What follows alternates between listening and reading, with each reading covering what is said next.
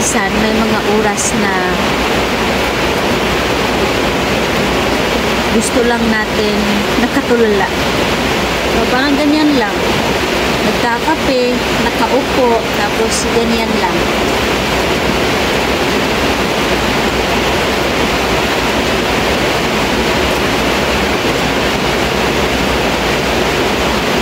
So actually, ganito talaga ako noon.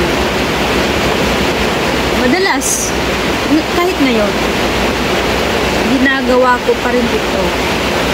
Kasi, lalong-lalo na pag bored na ako, pag boring na, pag nasa labas, tapos boring na,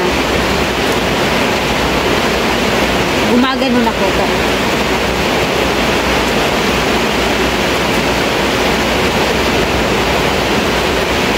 Tapos, pag marami akong kasama, ibubukin ko na yung sarili ko.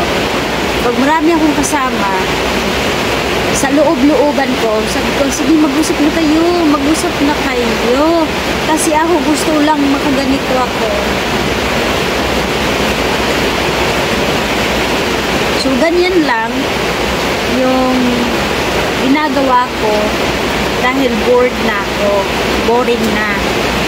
So, parang gusto ko nang umuwi. Gusto ko nang umuwi. O kaya, mayroon akong idea na tinatrabaho sa loob ng aking isipan. Kaya nakaganon lang.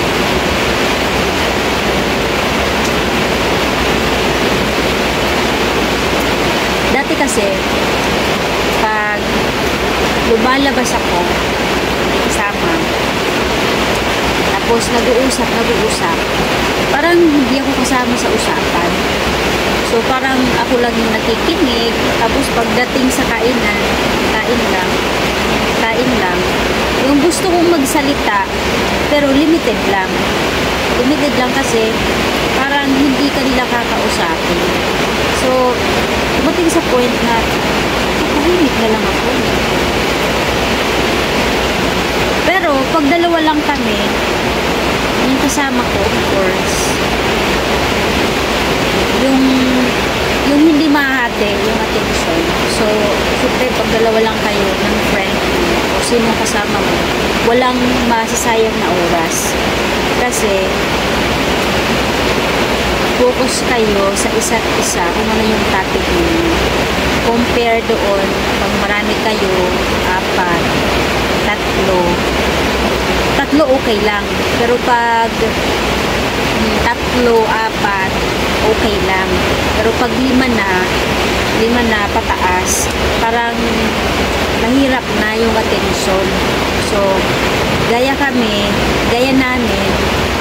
yung mga friend ko, so yung madalas nagkikita ay 4 kami. So, walang nasasayang na oras namin na magbarkada. Kasi, 4 kami, pero grabe ang ingay. Lahat kami, 4, ay nagkakaroon ng conversation. Yung, kumbaga, walang isa na naiiwan sa usapan. Lahat kami ay merong, anong tawag dito? Interaction. So, lahat kami, yung 4, may interaction. Nag-i-interact kami lahat, bawat isa. So, okay lang yung 4. Pero, pagdating na sa 5 pataas, parang mahirap ninyo. Kasi, nakakasanayan ko yung 4 lang kami magbarkada. So, ingay kami pag nagkikita. Ingay namin pag nagkikita. Namimiss ko yung mga friends. Namimiss ko kayo, mga guys, mga maring.